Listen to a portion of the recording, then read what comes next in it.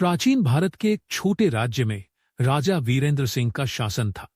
राजा अपने साहस और न्यायप्रियता के लिए प्रसिद्ध थे, लेकिन उनके जीवन में एक ऐसा रहस्य छिपा था जिसे कोई नहीं जानता था। राजमहल के दक्षिणी हिस्से में एक पुराना बंद कक्ष था, जिसे मृत्यु कक्ष कहा जाता था। वहां किसी को जाने की अनुमति नहीं थी। एक रात जब राज्य में भयंकर तूफान आया, महल के एक सेवक करण ने कक्ष के बारे में सुनी कहानियों से प्रेरित होकर उसकी सच्चाई जानने का निश्चय किया।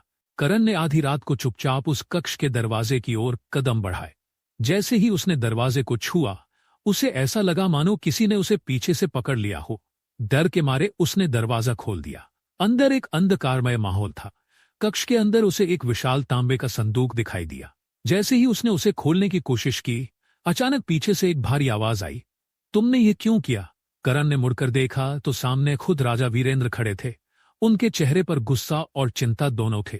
राजा ने करण को कक्ष से बाहर निकलने का आदेश दिया और कहा, यह कक्ष केवल राज्य की रक्षा के लिए है। यदि इसे खोल दिया गया तो राज्य का विनाश निश्चित है। करण ने हिम्मत जुटाकर पूछा, महाराज, आखिर इस कक्ष में ऐसा क्या है? राजा ने गहरी सांस ली और कहा, यह कक्ष मेरे पूर्वजों की शक्ति और श्राप से जुड़ा है।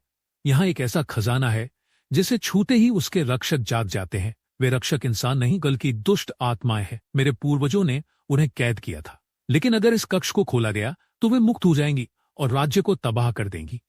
करण ने राजा से वादा किया कि वह इस रहस्य को किसी को नहीं बताएगा।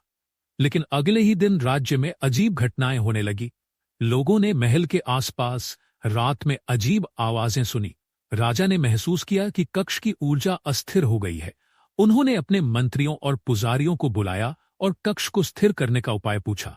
एक पुराने पुजारी ने कहा, महाराज, इस कक्ष को स्थिर करने के लिए आपको अपना बलिदान देना होगा। केवल आपके खून से ही यह श्राप शांत हो सकता है। रात को राजा वीरेंद्र सिंह ने कक्ष में प्रवेश किया। उन्होंने खुद को खंजर से चोट पहुंचाई और अपने रक्त से कक्ष के ताले को स्थिर किया। अगले दिन जब लोग जागे तो उन्हें पता चला कि राजा ने अपने राज्य के लिए अपनी जान दे दी थी। इस घटना के बाद वह कक्ष फिर कभी नहीं खुला। राजा की यह कुर्बानी उनकी महानता का प्रतीक बन गई। लोग उन्हें न केवल एक साहसी राजा बल्कि एक सच्चे रक्षक के रूप में याद करने लगे। लाइक और सब्सक्राइब करें।